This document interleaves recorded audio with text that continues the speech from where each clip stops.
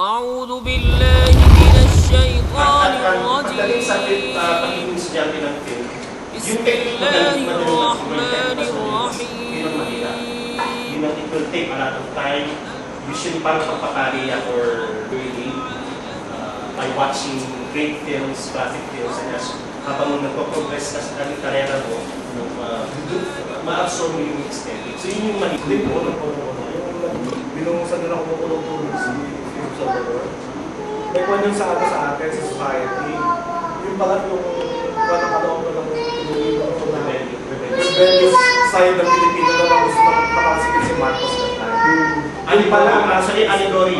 Yung buong story nung Yung pala, political allegory. sila laging tulad. Yeah, political allegory. Nung Yung karakter niya, yun yung sa bayan ng Pilipino.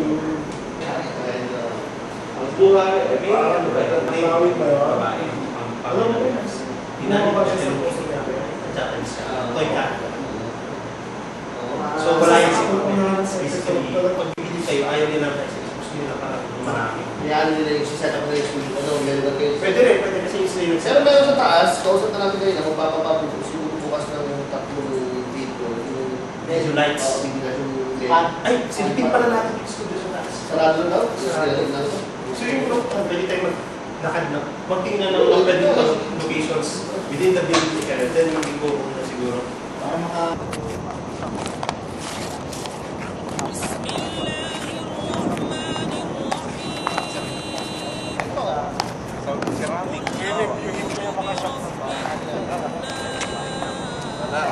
Housing yan, housing yan.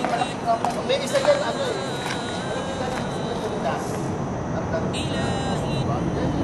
Pagpapatay mo siya ng sa katawan ng gano'n na ano, ibig sabihin sa digmaan. Pero pag in-execute mo siya, Agad. oo. Wala lahat ng pakiramdam. Sasaksak strike sa head.